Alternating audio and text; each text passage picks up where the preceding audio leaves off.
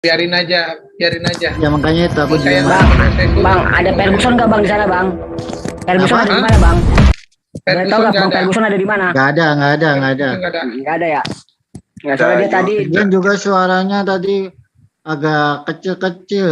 Suaranya zoomnya Ayo, kurang dialog, keras yuk. suaranya. Cuman suaranya Zulkifli apa? Si suaranya si Andi saja yang keras tadi. Bang Andi aja. Jadi gimana tuh Bang Cuma sama Pak Kosmin? Ya, ayo. Pak Kosmin, Mau bahas apa? Pak Kosmin, Nah, Pak Kosmin. ada Bang Zuman nih. Iya, Ada apa Pak? Pak Kosmin, mana nih saudaraku Pak Agung. Kosmin ya? Pak Kosmin lagi ngambek. Lagi ngambek sama Bang Zuma ya. Hai. Aku tadi sebelah lagi ngobrolin ini Bang Zuma. Di mana tuh? Iya, sama si ini, sama si tadi saya bilang Josel. Oh, di ZCC. ZCC. Sosial. Abdul saya Lagi kasih link. ngobrol tiba-tiba si Abdul keluar, ya udah diem aja aku. Iya itu yang Digangguin keluar, Abdul. ya udah diem aja aku. mau Emang saya ngutus. dibantu, mau apa namanya, mau aku bantu jawab. Udahlah biar jawab sendiri lah. Nanti disangka apa namanya beda lagi. Sambil bercanda dulu nih Bang. Nih, udah Pak Adi Bang. Pak Adi Bang. Masuk Bang. Pak Adi dari tadi di sini. Subuh, Pak Adi. Pak Kosmin. Pak Kosmin, Pak Adi, selamat subuh. Subuh.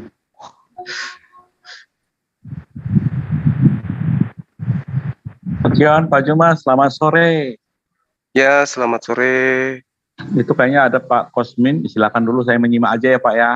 Iya, silakan Pak. Pak Ya, Kosminnya Pak Kosmin interdominasi katanya, jadi silakan Iya. dulu. tadi lagi ini kok tiba-tiba diam gitu. Pak Kosmin. Sinyal mungkin. Kayaknya sih. Iya. Pak Kosmin.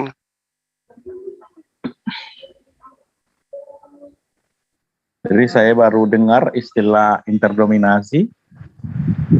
Mungkin Iya. maksudnya mungkin dia nggak punya denom. Dia tidak Denom. fanatik. Kalau Iya. okumene, oke, gabungan. Interdominasi maksudnya apa gitu? Interdominasi itu kalangan, semua kalangan.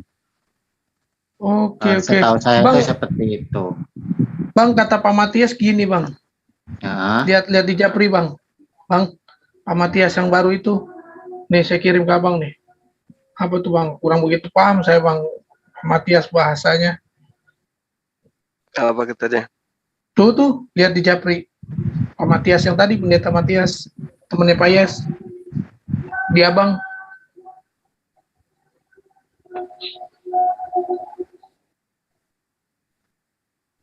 Oh, COVID-19 itu penggenapan dari nubuatan di dalam kitab Wahyu katanya. Ya sebagian sih seperti itu. Terus gimana Bang? Ya biarin aja. Oh, Bang Zuma, boleh aku jelasin nggak? Boleh, silakan. Oh ya, ini pendeta Agung kan? iya. Iya ngambek yang minta room Bang, yang minta room di JCC. Aku nggak ngambek mau ya, izin. udah dibilangin nggak ngambek, seriusan nggak ngambek. Mau izin sama Abang. Ada Herdi Ya. juga tuh Bang. Kalau nggak salah, saudara Ya. saya ini yang sering nginjilin hewan, binatang-binatang gitu.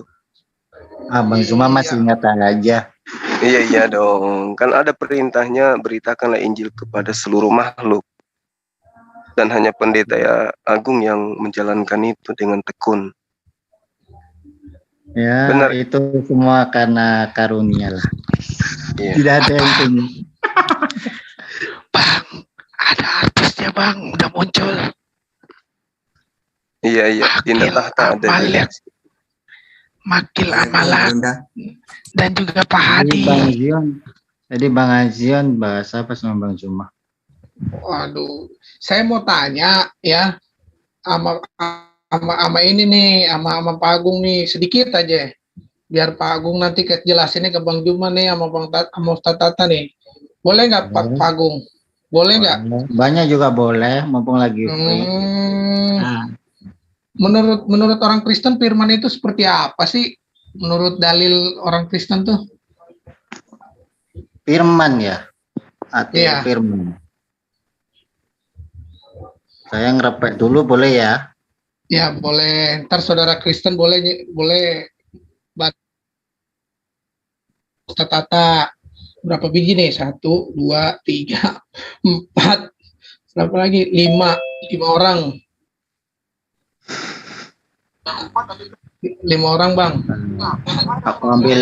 Aku ambil buku dulu, Wah, biar tidak salah.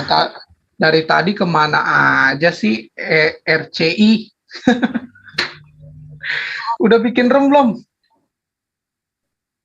Kalau di sini Agung? belum, kalau di sini Enggak, belum, di kalau sini di nggak sendiri, boleh. Bukannya kalau JCC. ke tempat lain aku ada baru sih, baru semingguan. Udah tuh jelasin Tadi, buruan. ya itu tadi apa namanya channel Ya udah YouTube. jelasin sama Bang Juma coba seperti apa firman itu. Firman Ada Ustaz itu, Tata juga. firman itu adalah perkataan Tuhan sendiri, ya. Di dalam Yohanes 1 ayat 1 diceritakan firman itu bersama-sama dengan Allah. Diceritakan firman itu seperti itu.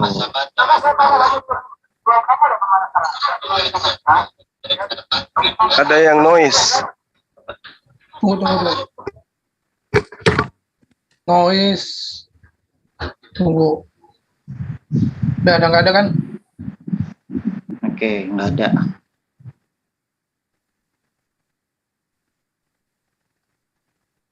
Firman itu adalah perkataan Tuhan sendiri. Dan Tuhan berfirman apa yang Tuhan katakan seperti dalam firman-Nya. Di dalam eh, 2 Timotius 3 ayat 16 sampai 17. Segala tulisan yang diilhamkan oleh Elohim mengamang bermanfaat untuk mengajar semua, menyatakan kesalahan, untuk memperbaiki kelakuan dan mendidik orang dalam kebenaran. Dengan demikian, tiap-tiap manusia kepunyaan Elohim diperlengkapi untuk setiap perbuatan yang baik. Bang Juma dengar gak Bang Juma? Dengar. Oh iya, lanjut Pak Agung. Wah, Pak Tata ini ada di sini. Tatanya ini ya, CCC ya? Iya, Bukan. betul. Oh, Oh iya ini. Bang Tata juga ada di sisi tadi. Pak Tata ya. Iya, ini Pak Kosmin, ini ada pembahasan mengenai firman menurut Kristen dan menurut Islam itu seperti apa gitu. Oh, iya. Bagus itu. Silakan Pak. Jadi saya nyimak dulu, Bro. Bang Suma lanjut dulu sama itu siapa Pak siapa ini? Pak Agung. Pak Agung ya. Silakan. Iya, lanjut Agung. Iya, banyak sih pengertian firman itu. Salah satunya itu tadi, firman adalah perkataan Tuhan sendiri.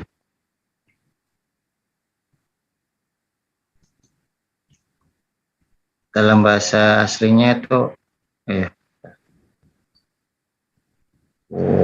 mana ya? Lupa dicatat lagi.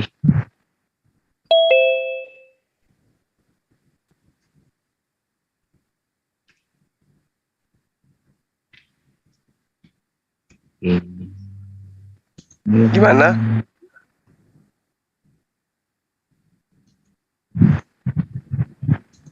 Ya, Oke, saya tanggapi dulu ya. ya silakan. Itu aja Baik. dulu Bang Juma. Baik. Bismillahirrahmanirrahim. Dengan menyebut nama Allah yang Maha Pemurah lagi Maha Penyayang. Terkait dengan tema ya, kalau membahas tentang firman. Di dalam Al-Quran, firman itu tergantung daripada konteks ayat. Akan tetapi, yang kami tahu bahwa firman itu adalah perkataan, kehendak, ide atau gagasan Allah. Di dalam Al-Quran diterangkan dalam surah An-Nahl ayat 40, Bismillahirrahmanirrahim, Innama qawluna lisai'in idza aradna an naqula lahu kun fayakun. Sesungguhnya firman kami terhadap sesuatu, apabila kami menghendakinya, kami hanya mengatakan kepadanya jadi, maka jadilah sesuatu itu. Ini seirama dengan Yesaya 55 nomor 11 dan juga Mazmur 33 nomor 9. Jadi yang dimaksud dengan firman berdasarkan Al-Quran, tak lain dan tak bukan adalah kehendak Allah. Ketika Allah hendak menghendaki sesuatu, menciptakan sesuatu, maka Allah cukup berkata jadilah, maka jadilah sesuatu itu. Nah, perbedaan kemudian terjadi ketika di dalam konsep iman Kristen, firman yang adalah kehendak Allah itu berubah menjadi manusia, menjadi pribadi baru. Ini perbedaan kita sangat mencolok di situ. Seperti misalnya diterangkan di dalam Yohanes 1 nomor 14, firman itu telah menjadi manusia. Seakan-akan mengatakan bahwa kemahakuasaan Allah dalam hal menciptakan dengan cara berkehendak itu telah nuzul menjadi manusia. Nah, sementara yang kami pahami sifat dan juga hakikat dari Allah itu tidak bisa terpisahkan. Jadi Allah memiliki sifat, salah satu sifatnya itu adalah berkehendak. Nah, kehendaknya ini kemudian terijabah, terkabulkan dengan cukup dia berkata sesuai dengan apa yang dia mau, maka itu jadi. Jadilah terang, terang itu jadi. Ya. Jadilah bumi, bumi itu jadi. Jadilah gelap, gelap itu jadi. Jadilah Adam, Adam itu jadi. Jadilah hamil, maka wanita itu hamil. Begitulah yang kami pahami tentang konsep firman di dalam Islam. Silakan. Ya, ya dalam ajaran manapun diajarkan seperti itu ya Bang Zuma ya. Firman itu adalah ucapan atau perkataan oleh Sang Pencipta sendiri, sehingga jadilah sedemikian rupa. Tapi dari Bang Zuma singgung Yohanes ya. Di dalam Yohanes itu firman yang menjadi manusia ya. Sebenarnya begini Bang Zuma ya. Apa ya? Kalau saya salah ngomong dibenerin lagi ya. Firman kan di dalam Yohanes tadi dijelaskan demikian rupa, tetapi sebenarnya tidak yang dipikirkan oleh Bang Zuma itu seperti itu ya.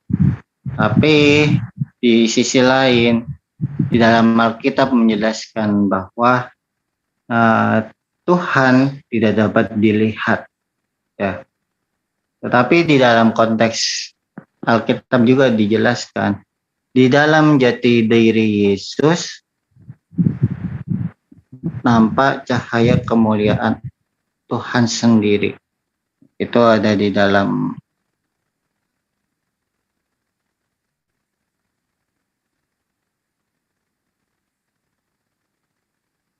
Nggak ada suara Pak Agung. bentar lagi cari ayat bentar. Oh iya. Lemas beliau puasa, maklumilah. Puasa dia Bang, puasa. Mungkin teman Kristen ada yang ingin menambahkan atau Iya. Bang Erdi atau Pak sambil Adi. Pendeta Agung cari dalilnya. Silakan Pak Kosmin, Bang Erdi. Mana nih suaranya nih? Lanjut bro, kawan-kawan yang lain dulu. Ya, Ada Bang Terjemahannya Yer. ayatnya. Iya, iya. Ayatnya. Ayo Bang Irdi. Ibrani Bang Irdi mau 1 ngomong tuh. ayat 3. Di situ dijelaskan Yesus adalah cahaya kemuliaan Tuhan sendiri dan wujud Tuhan sendiri dan menopang yang ada dengan firman-Nya yang penuh kuasa. Di dalam 1 Yohanes menarik. Ibrani 1 ayat 3 situ. Ya, itu aja sih ayatnya. Ya, Ibrani 1 nomor 3, dia adalah cahaya kemuliaan Allah dan gambar wujud Allah dan menopang segala yang ada dengan firman-Nya yang penuh kekuasaan. Dan setelah dia selesai mengadakan penyucian dosa, ia duduk di sebelah kanan yang maha besar di tempat yang tinggi. Iya, Ini maksudnya Yesus ini ya. Iya, Yesus sendiri. Iya. Artinya Yesus itu adalah cahaya kemuliaan Allah. Iya. Di dalam kitab menerangkan seperti itu. Yesus adalah wujud dari terang sendiri. Cahaya terang sendiri. Iya, terus hubungannya dengan firman yang kita bahas apa kira-kira ya? Jadi begini ya, saya boleh menambahi dari Pak Agung ya. Ya, terima kasih. Kalau menurut saya pribadi ya, atau pada umumnya, mengapa sih Alkitab itu disebut sebagai firman Tuhan yang hidup? Itu banyak jawabannya di situ ya. Maksudnya saya berdasarkan referensi apa yang ada tertulis di Alkitab. Karena Alkitab adalah pengetahuan, kebenaran, dan kepastian untuk hidup yang kekal. Yaitu di kitab Yohanes pasal 14 ayat 6. Selain itu mensejahterakan batin kita setiap saat. Makanya dia disebut, nah dia di sini sebagai Alkitab tentunya ya, disebut sebagai firman yang hidup. Karena Alkitab berkata ada kehidupan jasmani dan ada kehidupan rohani. Kehidupan jasmani dibutuhkan roti. Kalau kehidupan rohani diperlukan roti yang hidup. Yaitu firman Allah yang keluar dari mulut Allah. Itu tertuang di dalam Matius 4 ayat 4. Dikatakan, tetapi Yesus menjawab, ada tertulis, manusia hidup bukan dari roti saja, tetapi dari setiap firman yang keluar dari mulut Allah. Nah, itu banyak sekali nanti. Ya, silakan, Pak. Iya, baik. Jadi kalau dikatakan bahwa firman itu adalah apa yang terlontar kemudian dari mulut Allah. Nah, ini yang terkadang menjadi masalah. Disebabkan oleh karena Yesus itu kan tidak terlontar dari mulut Allah, tapi terlontarnya dari mulut rahim wanita bernama Maria. Nah, kalau kemudian dikatakan firman itu telah menjadi daging atau telah menjadi manusia, kemudian kedudukan daripada firman di sini itu adalah sebagai ungkapan dari pernyataan Tuhan. Artinya ketika Tuhan itu menghendaki sesuatu, maka Tuhan itu berkata dan perkataannya inilah yang disebut firman. Sama seperti saya analogikan diri saya. Saya Suma, pada diri saya itu ada kemampuan berkata-kata. Kemampuan berkata-kata saya itu terlihat daripada bagaimana mulut saya bisa bersuara dan mengeluarkan kata-kata. Demikian juga Tuhan. Tuhan ketika dia ingin menghendaki sesuatu, maka dia cukup berkata. Dari mulutnya dia berkata apa yang dia kehendaki. Nah, saya memiliki mulut untuk berbicara. Mulut saya memiliki kemampuan untuk kemudian melontarkan sebuah kalimat atau kata-kata. Nah, yang terjadi kemudian ketika saya memahami bahwa yang terjadi ketika firman telah menjadi manusia adalah mulut saya itu menjadi seperti apa yang saya mau. Misalnya saya ingin beli mobil. Maka mulut saya berubah menjadi mobil, dan itu adalah saya. Itu yang saya pahami sementara ini. Firman itu telah menjadi manusia. Tuhan memiliki firman, kemudian firman ini tadinya terlontar menyebabkan seorang wanita perawan hamil, dan anak dari perempuan perawan ini adalah Tuhan itu sendiri. Artinya bahwa ketika saya mengatakan saya ingin beli mobil, maka seketika mulut saya berubah menjadi mobil dan mobil itu adalah saya.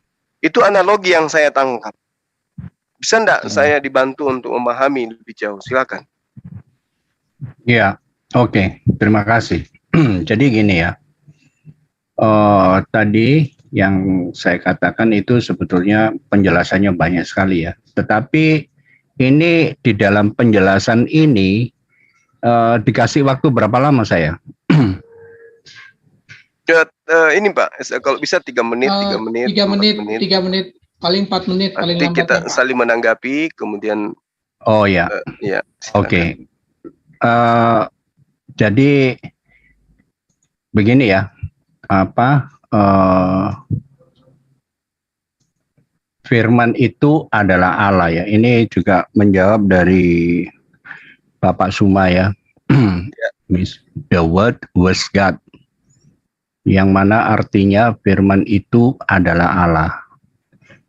Kalau saya merujuk di dalam kitab Yohanes pasal 1 ayat 1 sampai 18, Injil menurut Yohanes, yaitu pada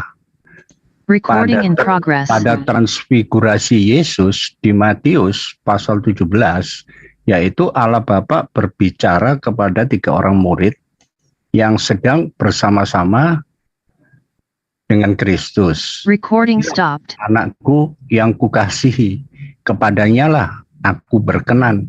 Dengarkanlah dia. Matius pasal 17 ayat 5.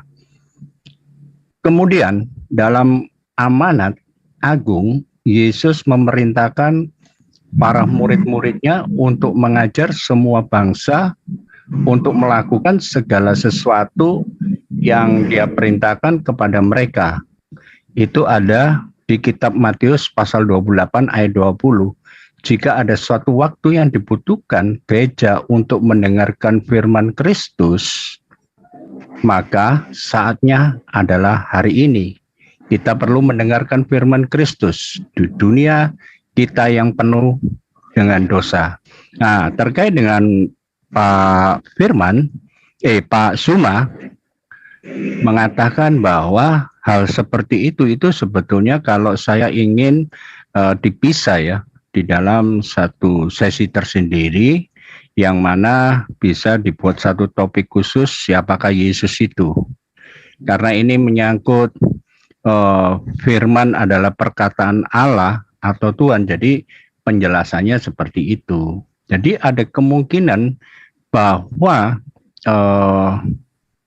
Yohanes ini memperlihatkan kepada kita penyembuhan putra seorang perwira yang ada di Kapernaum. Itu satu contoh kecil ya, yaitu di kitab Yohanes pasal 4 ayat 46 sampai 54 terkait masalah penyembuhan orang lumpuh, yaitu juga di kolam Bethesda. Itu ada di Yohanes pasal 5 ayat 1 sampai 9. Lalu juga penyembuhan orang yang dilahirkan karena buta ya.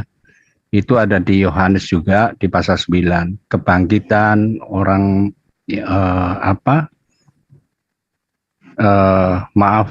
pembasuhan kaki para murid.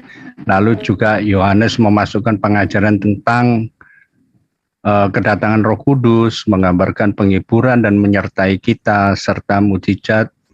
Banyak yang dia lakukan ya. Itu sebetulnya banyak sekali. Terkait itu adalah yang dikatakan bahwa firman itu adalah perkataan Tuhan. Jadi yang seperti dengan tema itu, yaitu memang tepat bahwa firman itu adalah perkataan daripada Tuhan yang diilhamkan kepada 40 penulis, sehingga sampai hari ini yang kami jadikan sebagai kitab suci. Kira-kira itu Pak Suma. Baik. Kalau yang itu Pak, saya paham betul. Kami ngerti, Islam juga paham apa yang kemudian Bapak sampaikan. Di mana di dalam pengajaran Islam itu disebut kalimat dan Allah, atau biasa disebut kalimatullah. Nah, terkadang dalam Al-Quran itu surah An-Nisa ayat 171. Ada beberapa teman yang kemudian menjadikan ayat ini sebagai dasar menuhankan Yesus. Artinya menguatkan iman mereka tentang ketuhanan Yesus. Padahal nyata di ayat itu, di ayat surah An-Nisa, di situ diterangkan bahwa Nabi Isa alaihissalam atau oknum yang datang kepada Bani Israel yang lahir tanpa ayah, itu dicipta dengan perantaraan kalimat Allah. Nah, kalimat di sini artinya adalah kata. Kalimatullah artinya perkataan Allah. Jadi boleh dibilang kehendak Allah yang menyebabkan kemudian sosok ini lahir di tengah-tengah Bani Israel. Nah, kemudian ketika yang kami pahami secara kaidah bahasa, kalimat atau firman ini adalah hal yang disandarkan kepada Allah, artinya itu bukan Allah itu sendiri. Bahkan lebih jauh, di dalam konsep agama Islam, kalimat Allah atau firman Allah itu bukan Allah, dan Allah bukan firman, firman juga bukan Allah. Ini yang kemudian menjadi perbedaan antara Islam Kristen. Misalnya ketika saya berkata-kata, nah perkataan saya itu bukan saya, dan saya bukan perkataan. Demikianlah juga Allah. Allah itu bukan perkataan Allah itu bukan Allah, dan Allah itu bukan perkataan. Ketika Allah berkata-kata, maka efek daripada perkataan Allah itu adalah makhluk, ciptaan. Akibat dari kehendak Allah itu adalah ciptaan. Hanya saja memang pada diri Allah ada sifat al-kalam. Sifat al-kalam ini adalah sifat di mana Allah memiliki kekuasaan berkehendak. Dia maha berkehendak, dia maha berkata-kata. Sehingga ketika dia ingin mencipta, maka dia hanya berkata. Sama ketika dia menginginkan menciptakan seorang nabi tanpa ayah, maka dia cukup mengatakan, Maria, aku ingin engkau hamil, melahirkan seorang anak bernama Isa. Maka itu yang terjadi. Maka yang lahir kemudian ini bukan Allah, tetapi adalah ciptaan Allah. Nah, mungkin ini yang perlu kemudian kita bahas. Kalau yang tadi Bapak sampaikan itu saya juga paham. Cuman yang kemudian yang ingin saya dalami di sini adalah bagaimana kemudian firman ini. Firman ini kenapa dikatakan sebagai Allah? Sementara firman ini adalah perkataan. Allah itu bukan perkataan. Apa yang kemudian teman-teman katakan Tuhan pencipta langit dan bumi itu bukan perkataan. Tetapi dia adalah pribadi, dia adalah hakikat yang ketika ingin mencipta, maka dia cukup berkata. Sebagaimana yang diterangkan dalam Yesaya 5 nomor 11 dan juga Mazmur 33 nomor 9 yang saya katakan tadi. Oleh karena itulah kemudian menurut pandangan akal, logika, Yesus ini adalah ciptaan. Yesus ini adalah akibat daripada perkataan Allah. Jadi jauh sekali, ibaratkan motor, ada knalpot, ada suara knalpot, ada asap, dan efek dari asap inilah yang kemudian menimbulkan hal yang baru. Nah, ini yang setara dengan mohon maaf, ini yang setara dengan Yesus. Jadi dia bukan asap, dia bukan suara knalpot, dia juga bukan knalpot, dia juga bukan motor. Tetapi dia adalah karbon dioksida. Akibat daripada asap. Iya. Jadi kesimpulannya bagi kami, Yesus itu adalah ciptaan Allah. Nah, ini kita urai dari segi kalimat, Pak, dari segi firman. Firman itu telah menjadi manusia. Setelah menjadi manusia, masih juga menerima firman dari Tuhan. Setelah dia dikatakan sang firman, dia tidak berkehendak. Dia tidak berkehendak atas dirinya sendiri. Sementara yang dikatakan Tuhan, itu maha berkehendak. Dan kemaha kehendaknya itu diuraikan, disampaikan, dibuktikan, diaplikasikan dengan cara dia berfirman. Sebagaimana di dalam Yesaya 55 nomor 11. Gitu. Silakan, Pak. Ya, baik, terima kasih. Jadi saya ingin memulai juga ya yang dikatakan dari Pak Suma bahwa Yesus itu adalah sebagai ciptaan. Tapi menurut iman kami, Yesus itu adalah Sang Pencipta. Saya merujuk kepada di kitab Yohanes pasal 1 ayat 1 sampai 3 ya. Nah, yang mana dikatakan pada mulanya adalah firman. Firman itu bersama-sama dengan Allah dan firman itu adalah Allah. Pada mulanya bersama-sama dengan Allah, segala sesuatu dijadikan oleh Dia dan tanpa Dia tidak ada satupun yang telah jadi dari segala yang telah dijadikan. Sehingga dari ayat itu aja kami memahami dan kami tahu itu adalah satu barometer kekristenan bahwa Yesus itu adalah sebagai Sang Pencipta. Nah, kembali lagi, memang Bang Suma tidak akan bisa memahami apabila belum ada petunjuk, dan petunjuk ini yaitu Roh Kudus. Jadi suatu saat Bang Suma akan dapat penolong yang lain yang sudah dikatakan oleh Yesus sendiri bahwa nanti akan ada seorang penolong, dan penolong itu namanya siapa? Yaitu namanya Roh Kudus. Tetapi saya juga ingin memberikan penjelasan bahwa bagaimana manusia ini bisa memahami kepada Sang Pencipta, karena ciptaan ini memiliki sangat terbatas ya. Sangat terbatas sekali. Ibaratnya itu seperti air, setetes air yang ada di lautan samudera. Karena Allah itu memiliki Allah yang transenden, melampaui segala akal pikiran manusia, dan manusia itu tidak akan bisa menyelami. Jangankan menyelami pemikiran dan kehendaknya Tuhan. Walaupun manusia itu diberikan satu kehendak bebas atau free will, tetapi manusia tetap tidak akan bisa untuk menyelami itu, kecuali dapat tuntunan Roh Kudus. Jadi pada umumnya orang-orang Kristen ini itu mereka bisa menyelami bahwa Yesus itu adalah Sang Pencipta, Yesus itu adalah Tuhan, karena kami semua ini memperoleh tuntunan dari Roh Kudus, sehingga kami memahami. Karena di dalam kekristenan, kalau kita kembali ke masalah Tritunggal, itu sangat sulit dipahami oleh alam pikiran manusia yang sangat terbatas. Sedangkan yang kita bicarakan ini tentang kekuasaan Tuhan, tentang keesaan Allah. Kenapa saya katakan begitu? Kita tidak mungkin untuk memahami yang sedalam-dalamnya, nggak mungkin. Sampai di permukaan aja itu pun pengetahuan tentang manusia 0,0000 sekian persen. Itu pun masih dibutuhkan tuntunan Roh Kudus, sehingga kita ini bisa memahami semua sesuai apa yang di dalam Alkitab atau Bible.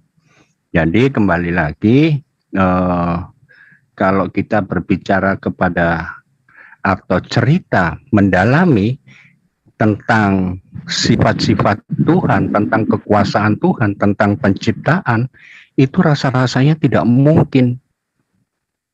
Bagaimana tidak mungkin? Yaitu tadi, karena manusia memiliki dengan segala keterbatasan. Tetapi setidak-tidaknya kami sebagai orang Kristen itu memiliki barometer. Barometernya itu di mana? Yaitu di Alkitab tentunya. Nah, yang saya merujuk tadi di Yohanes 1 pasal 1 ayat 1 sampai 3. Itu jelas-jelas sudah tertulis bahwa Yesus itu adalah Sang Pencipta itu sendiri, karena ada ayatnya seperti itu. Tapi memang ada juga yang mengatakan bahwa Yesus itu adalah utusan. Ada juga yang mengatakan Yesus itu adalah rabi. Ya, memang betul. Yesus itu hakikatnya Tuhan, tetapi dia berwujud jadi manusia. Jadi di sini tidak ada yang aneh, tidak ada hal yang kelihatannya seperti yang tidak masuk akal. Apa yang tidak masuk akal diperbuat oleh Tuhan, bagi Tuhan itu tidak ada hal yang mustahil. Karena apa? Tuhan bisa berubah jadi apa saja yang Dia kehendaki, karena namanya Sang Maha Kuasa. Kalau Bang Suma ingin menyelidiki Sang Maha Kuasa, itu jelas tidak mungkin. Karena kembali lagi akal pikiran manusia ini serba terbatas. Begitu. Tetapi kalau Bang Suma memakai ayat-ayat yang berdasarkan dari Al-Quran, jelas berbeda. Karena Alkitab bukan Al-Quran. Nah, itu kembali lagi kepada pemahaman kita masing-masing sesuai dengan kitab suci masing-masing. Saya tahu juga kalau Yesus di Al-Quran itu dikatakan sebagai Isa AS alaihissalam, tetapi di dalam Bible Yesus itu adalah Tuhan. Demikian mungkin barangkali Bapak Agung menambahkan, silakan. Ya, saya tanggapi mungkin dulu Pak, biar nggak. Silakan. Ya. Jadi gini. Terkadang sahabat Kristen itu mencari Allah Subhanahu wa Ta'ala.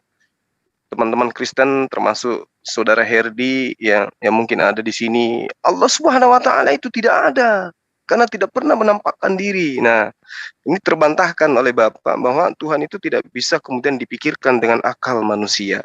Yang jadi persoalan kemudian adalah ketika ada manusia yang dituhankan, lalu kemudian dikatakan kamu jangan berpikir sesuai dengan, karena manusia tidak akan pernah sampai ke sana. Bukan tidak sampai ke sana, Pak. Dalil demi dalil telah dinyatakan di dalam kitab Bapak sendiri bahwa Tuhan bukan manusia. Ayub 9 nomor 32. Kemudian Bilangan 23 nomor 19. Hosea 11 nomor 9. 1 Samuel 15:29. Semua data-data itu menerangkan bahwa pencipta langit dan bumi itu adalah bukan manusia. Sementara Yesus 1 Timotius 2 nomor 5. Yesus itu adalah manusia. 2 Yohanes 1 nomor 7. Yesus datang sebagai manusia. Ibrani 5 nomor 7. Hidup sebagai manusia. 1 Petrus 3 nomor 18. Mati sebagai manusia. Jadi apa yang kemudian membuat kita itu tidak mau memikirkan bahwa Yesus itu manusia. Dan Tuhan bukan manusia. Sederhana sebenarnya. Lalu kemudian ketika Bapak menyatakan bahwa tidak ada kemudian manusia yang mampu menyelami tentang konsep Tuhan di dalam Kristen tanpa bimbingan Roh Kudus. Nah, ini dia. Ini yang menjadi persoalan yang berkepanjangan selama ini. Kalau teman-teman Kristen mengatakan, kami umat Islam tidak mengerti tentang Bible, tidak mengerti tentang konsep Tuhan, Trinitas, Yesus, Tuhan jadi manusia, Firman jadi Tuhan, dan seterusnya. Karena kami tidak memiliki Roh Kudus. Mungkin saya harus mengatakan bahwa hal ini harus kemudian diluruskan. Roh Kudus itu teman Kristen ngambil kata dari mana? Roh Kudus itu munculnya hanya ada di dalam Al-Quran. Katanya ya, dua kata itu dari Quran. Kalau di dalam bahasa Ibrani, Ruach HaKodes juga tidak merujuk kepada Tuhan. Ruach HaKodes itu adalah esensi suci, malaikat suci, atau mereka bisa maknai dengan udara atau angin Allah. Sementara angin itu bukan Allah, angin itu adalah ciptaan Allah. Nah, kalau kemudian sahabat mengambil data-data di dalam pengajaran Yesus berdasarkan perjanjian baru, khususnya di dalam Yohanes, diterangkan bahwa Roh Kudus, aku minta kepada Bapa agar mengirimkan sosok penolong lain, dan itu adalah Roh Kudus. Perlu dipahami di sini bahwa Roh Kudus itu juga bukan Tuhan. Dalilnya di mana? Di dalam pengajaran Yesus terhadap murid-muridnya. Yohanes 16 nomor 7 sampai nomor 15. Diterangkan di situ bahwa Roh Kudus pun tidak berkata-kata dari dirinya sendiri. Berarti posisinya sama dengan Yesus. Masih menyandarkan kemahakuasaan itu kepada yang maha kuasa. Sementara dia tidak berkata-kata dari dirinya sendiri. Berarti Yesus dan Roh Kudus sama-sama adalah utusan, bukan Tuhan. Nah, sekarang kita uji. Kalau dikatakan pemahaman akan muncul kemudian ketika ada bimbingan Roh Kudus, pertanyaannya kemudian adalah, Roh Kudusnya Kristen membimbing Kristen dengan cara apa? Membisikkan? Meniupkan? Menciumkan? Atau seperti apa adanya? Kalau dikatakan dia membisikkan, lalu bagaimana dengan orang Katolik yang mengaku Roh Kudus, punya Roh Kudus? Gimana dengan Kristen? Gimana dengan Protestan? Gimana dengan Advent? Dan seterusnya. Mereka masing-masing mengklaim punya Roh Kudus, tapi kenapa kemudian teori pada proses keyakinan mereka itu berbeda? Ini satu hal, contoh sederhana. Lalu kemudian kalau yang dimaksud Roh Kudus kemudian yang pas cocoknya itu hanya ada di dalam ajaran agama Islam. Contoh misalnya, ketika Yesus mengatakan Roh Kudus itu datang mengajarkan segala sesuatunya akan kebenaran, keadilan, dan penginsapan dunia akan dosa. Umat Islam ketika ditanyai sesuatu ajaran, sesuatu teori, sesuatu konsep, maka terjawab langsung. Apa yang menjawabnya? Al-Quran. Contoh misalnya, contoh sederhana yang baru-baru ditemukan ini. Apa yang kemudian dikatakan, dinarasikan oleh Nabiullah Muhammad SAW, jika kamu punya minuman, itu dihinggapi lalat, maka jangan engkau buang, tapi celupkan lalat itu, sebab di salah satu sayapnya itu ada hal yang baik untukmu. Ternyata penyelidikannya sudah ditemukan bahwa salah satu sayap lalat itu ada bakteri yang menyebabkan bisa dijadikan sebagai obat diare, dan itu lagi viral saat sekarang. Ini pembuktian. Ini ilmuwan yang menemukan.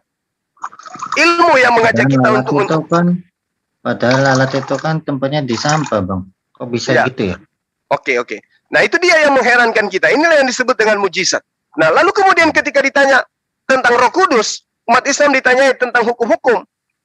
Apa yang umat Islam kemudian narasikan di dalam hukum-hukum baku di dalam Al-Quran. Misalnya berbicara mengenai ketatanegaraan, atau berbicara mengenai hukum riba, atau berbicara mengenai jual beli. Gimana konsep jual beli yang dihalalkan, yang dibolehkan oleh Tuhan semesta alam? Maka Al-Quran segera menjawabnya. Sebaliknya, kenapa Al-Quran menjawabnya? Karena Al-Quran diperoleh dari Roh Kudus. Rasulullah Muhammad SAW menerima pewahyuan itu berdasarkan Ruhul Kudus. Apa Ruhul Kudus itu? Malaikat Jibril. Nah, sekarang kalau sahabat mengatakan Roh Kudus itu adalah hal yang menemani Kristen dalam ranah apa? Membisikkah? Misalnya orang Kristen lagi bingung nih, saya ini hukum riba seperti apa? Atau ini anak saya meninggal, dia meninggalkan hak utang piutang, kayak mana solusinya di dalam agama saya? Tanya Roh Kudusnya, ada nggak solusi dikasih? Sebagai konsep kebenaran. Mas Bang Zuma, boleh saya jawab? Ya. Oke, silakan. Ini menurut pengalaman saya ya, tentang Roh Kudus. Roh Kudus itu berbicara kepada setiap umatnya yang percaya. Contohnya saya aja ya, nggak usah jauh-jauh. Saya kemana-mana itu tanya Roh Kudus. Iya, Mas Agung. Tahu saya jalan tabrakan beruntun, ya kan? Ada tabrakan beruntun. Kamu lewat jalan ke sini. Setelah itu, saya coba jalan yang Roh Kudus bilang, dan ternyata jalan yang Roh Kudus bilang viral dalam TV. Itu seperti itu. Nah, kalau yang kayak begini disebut Roh Kudus, kayak mana ceritanya dikatakan Roh Kudus kayak begini? Apa bedanya kemudian dengan, mohon maaf, dengan roh yang lain? Apa bedanya? Orang disesatkan kemudian, contoh misalnya di dalam pengajaran Bible, bagaimana Yesus itu dibawa oleh roh. Yesus yang adalah Tuhan dibawa oleh roh untuk apa? Untuk dicobai oleh iblis. Roh ini loh yang membawa Yesus. Roh yang membawa Yesus ini apa? Roh jahat kah? Roh baik kah? Atau apa yang membawanya? Kita nggak tahu. Nah, sekarang yang membimbing Anda ini, Anda katakan Roh Kudus. Apa dasar pijakan yang mengatakan itu Roh Kudus? Ya, setiap firman kan setelah Yesus mati, dia mengatakan akan ada penghibur, ya. Iya, Penghibur betul. itu siapa? Roh Kudus sendiri. Roh Kudus sendiri yang memimpin kehidupan kita, sebagaimana kita lakukan. Contohnya sudah saya berikan tadi ya, Bang Zuma ya. Iya. Ketika saya lagi jalan, lagi pakai baju, saya mesti tanya, kalau nggak boleh jalan ke sini ya jangan lakukan. Karena saya pernah satu kali ya berjalan apa yang Roh Kudus katakan, tapi saya tetap jalan ke kiri, bukan jalan lurus. Nah, jadilah macet dan sebagainya. Jadinya begitu, Bang Zuma. Jadi apa yang kita dengar itu tidak sekeras itu ya, tidak sekeras bernyanyi, bermusik ya, tidak sekeras itu. Dia itu Roh Kudus itu lembut banget. Dalam hati kita itu bisa berkata seperti itu, kamu jangan begini, jangan begini. Nah, itu Roh Kudus yang membimbing kita. Itu gunanya Roh Kudus sebagai penghibur dalam hidup kita. Seperti itu Bang Suma, silakan. Iya, baik. Jadi gini, kalau kita berbicara sebentar Bang Suma ya. Silakan. Ya, saya boleh menambah ya. Silakan. Ya, silakan. Jadi ya, terima kasih. Jadi terkait kalau membicarakan masalah Yesus itu siapa ya? Itu saya bawakan 10 bukti bahwa Yesus itu adalah Tuhan. Nah, buktinya apa itu? Yaitu yang pertama ya, Alkitab secara eksplisit menyatakan bahwa Yesus adalah Allah. Nah, itu nanti saya sebutkan ayatnya ya. Lalu yang kedua, Alkitab menyatakan bahwa Yesus adalah anak Allah. Itu juga akan saya buktikan nanti. Yang ketiga, Alkitab memberikan nama atau gelar ilahi kepada Yesus. Itu juga akan saya buktikan nanti. Lalu yang keempat, Yesus mempunyai sifat-sifat ilahi. Itu juga akan saya buktikan nanti. Yang kelima, Alkitab mengatakan bahwa Yesus melakukan pekerjaan-pekerjaan ilahi. Yang dimana di sini pekerjaan ilahi adalah pekerjaan Allah. Jadi mustahil kalau Yesus melakukan pekerjaan ilahi kalau dia sebagai manusia biasa. Lalu yang keenam, Alkitab memberikan penghormatan ilahi kepada Yesus. Yang ketujuh, Yesus menyatakan kesatuannya dengan Bapa. Yang kedelapan, Alkitab memerintahkan penyembahan kepada Yesus. Yang kesembilan, setan pun mengakui bahwa Yesus adalah Allah. Yang terakhir, ke-10, pengakuan secara implisit bahwa Yesus adalah Allah membuktikan bahwa pengakuan itu benar. Jadi banyak bukti-bukti yang kami lihat, mulai bukti dari nomor 1 sampai nomor 9 dia adalah Allah. Dan juga dari pernyataan-pernyataannya bahwa dia adalah Allah. Ada satu argumen yang sangat penting ya, yang misalnya dibangun oleh apologet Kristen yang bernama C.S. Lewis, itu nanti akan saya bicarakan tersendiri ya. Baik, saya juga ingin menjelaskan yang terkait yang tadi ya. Misalnya Yesus melalui pengakuannya secara implisit bahwa Yesus adalah Allah, membuktikan pengakuannya itu benar. Jadi pengakuan secara implisit, banyak bukti-bukti yang telah kita lihat mulai dari bukti yang tadi ya, nomor 1 sampai 9, bahwa dia adalah Allah, dan pernyataan-pernyataannya bahwa dia adalah Allah. Ada satu argumen yang sangat penting. Sebentar. Ya, dilanjut dulu, Bang Sum. Baik, terima kasih, Pak. Jadi, ketika Bapak memberikan bukti-bukti, memberikan poin-poin yang muatannya kemudian ingin mengajarkan Yesus itu adalah Tuhan itu sendiri, saya masih bersandar kepada pernyataan Yesus. Aku tidak berkata-kata dari diriku sendiri. Saya sangat menghargai itu. Jadi semua yang diajarkan Yesus berdasarkan dengan perkataannya, itu yang saya imani.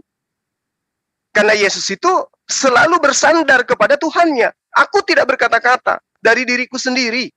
Nah, sementara Bapak hari ini, ya, khususnya Bapak Kosmin, berkata-kata dari Bapak sendiri untuk kemudian menyatakan sesuatu tentang Yesus, di mana Yesus tidak pernah menyatakan itu terhadap dirinya. Jadi Bapak kedudukannya lebih hebat di atas daripada Yesus. Itu poin 1. Poin yang kedua, teman-teman Kristen hari ini secara global menuhankan anak Maria. Seakan-akan Yesus itu, bukan seakan-akan, mengimani Yesus itu adalah Tuhan pencipta langit dan bumi. Sementara Yesus kemudian kembali kepada apa yang dia ajarkan kepada Bani Israel, dia hanya sebatas mengajarkan kepada mereka, aku ini utusan Tuhanmu. Kalau dia sebagai utusan Tuhan, maka mustahil dia adalah Tuhan itu sendiri. Hanya ada di dalam kacamata iman Kristen, utusan itu adalah pengutus itu sendiri. Kita ambil secara analisa dalil untuk mematahkan semua konsep yang Anda bawa, 10 konsep yang tadi. Satu data dari Yesus. kesaksian Yesus. Ketika Yesus itu bersyahadat, dalam konsep Islam, persaksian iman, persaksian dirinya kepada Bani Israel. Yesus bersaksi tentang dirinya. Layaknya Musa bersaksi tentang dirinya. Layaknya baginda Rasul Muhammad SAW bersaksi tentang dirinya. Mari kita lihat, apa yang Yesus persaksikan tentang dirinya di depan Bani Israel, bukan di Kristen. Kristen datang munculnya belakangan di Antioquia dan seterusnya. Yesus menerangkan di dalam Yohanes 5 nomor 36, ada kesaksianku yang lebih penting dari kesaksian Yohanes. Nah, ini puncak ini. Kalau ada yang lebih dari kesaksian Yesus, itu adalah, mohon maaf, itu adalah ajaran dari luar. Yang Yesus katakan kepada teman-temannya, kepada murid-muridnya, waspadalah. Ini yang perlu diwaspadai ini. Nah, Yesus mempersaksikan dirinya di dalam Yohanes 5 nomor 36, Pak. Tidak ada ilmu yang lebih tinggi, tidak ada pemahaman yang lebih tinggi, tidak ada konsep yang lebih tinggi dari konsep pengajaran Yesus dibandingkan kesaksian Yesus tentang dirinya. Kalau ada yang bersaksi tentang Yesus di luar daripada kesaksian Yesus, saya katakan siap-siap aja diusir oleh Yesus nanti. Yesus menerangkan, kesaksianku lebih penting dari kesaksian Yohanes. Apa itu? Bahwa segala pekerjaan yang kulakukan, pekerjaan itulah yang bersaksi tentang aku. Nah, apa kesaksian pekerjaan Yesus tentang diri Yesus? Yesus membangkitkan orang mati. Yesus membuat orang buta melihat, orang lumpuh berjalan, yang kemudian Anda anulir bahwa itu adalah sifat keilahian Yesus. Padahal Yesus sendiri bersaksi bahwa segala pekerjaan yang kulakukan bersaksi tentang aku, bahwa Bapa yang mengutus aku. Berarti aku utusan Allah. Berarti Yesus itu hanya Rasulullah. Kesaksian gambangnya Yesus kepada Bani Israel, persaksiannya dia, syahadatnya dia adalah dia Rasulullah, dia utusan Tuhan. Lalu kemudian ketika hari ini Bapa mempersaksikan 10 hal yang kemudian mendudukkan Yesus menjadi Tuhan. Yang pertama, Anda berkata-kata melampaui kapasitas Yesus. Yang kedua, Anda jauh lebih hebat daripada Yesus yang tidak mampu berkata-kata dari dirinya sendiri. Sehingga semua elemen pengajarannya sebagai konsep kurikulum yang diajarkan kepada murid-muridnya tidak pernah offside, tidak pernah mengajarkan dia adalah Tuhan itu sendiri. Tetapi hari ini, Bapak jauh lebih hebat dari itu. Karena itulah kemudian, ya mungkin saya bisa nambahkan sedikit, karena itulah kemudian kelak banyak orang yang dikatai oleh Yesus sebagai pembuat kejahatan. Mereka semua diusir. Karena mengajarkan sesuatu tidak berdasarkan atas kehendak Tuhannya Yesus, tetapi atas kehendak iman mereka masing-masing. Akibat daripada penggenapan nubuatan Matius 23 nomor 15. 2 kali lebih jahat daripada ahli kitab. Demikian sementara, Pak. Ya, baik. Terima kasih, Bang Suma. Yang saya katakan tadi ya, jangankan manusia, kalau manusia pasti mengatakan bahwa Yesus adalah Tuhan, itu di dalam iman kami yang satu frekuensi tentunya ya, bukan merujuk kepada kitab suci Al-Quran ya. Setan pun mengakui bahwa Yesus adalah Allah. Kenapa saya katakan begini? Karena ada ayatnya, setan pun percaya kalau Yesus adalah Allah. Kalau Anda tidak percaya bahwa Yesus adalah Allah, sedangkan setan percaya Yesus adalah Allah, berarti ya mohon maaf, itu kalimat itu nggak bisa saya lanjutkan lagi. Baik, buktinya yaitu di kitab Matius pasal 8 ayat 28 sampai 29 ya. Matius 8 ayat 28 sampai 29. Setibanya di seberang, yaitu di daerah orang Gadara, datanglah dari pekuburan 2 orang yang kerasukan setan menemui Yesus. Mereka sangat berbahaya, sehingga tidak seorang pun berani melalui jalan itu, dan mereka itu pun berteriak, katanya, apa urusanmu dengan kami? Nah, dia bicara kepada Yesus itu, hai anak Allah, adakah engkau kemari untuk menyiksa kami sebelum waktunya tiba? Itu artinya akhir zaman atau sebelum kiamat ya. Nah, setan di sendiri sudah mengakui, hai anak Allah, apa urusanmu dengan kami? Kami di sini itu adalah setan. Nah, itu ayat yang mengatakan bahwa setan pun mengakui bahwa Yesus adalah Allah. Lalu Yesus melakukan suatu pekerjaan-pekerjaan yang ilahi, yaitu tindakan-tindakan atau perbuatan yang Yesus lakukan hanya bisa dilakukan oleh Allah saja. Yang bukan Allah tidak mungkin bisa melakukan itu. Tindakan apa saja itu? Yaitu di kitab Yohanes pasal 1 ayat 3, segala sesuatu dijadikan oleh Dia, dan tanpa Dia tidak ada sesuatu pun yang telah jadi dari segala yang telah dijadikan. Di kitab Kolose pasal 1 ayat 16, karena di dalam Dialah telah diciptakan segala sesuatu yang ada di sorga dan yang ada di bumi, yang kelihatan dan yang tidak kelihatan, baik singgasana maupun kerajaan, baik pemerintah maupun penguasa, segala sesuatu diciptakan oleh Dia dan untuk Dia.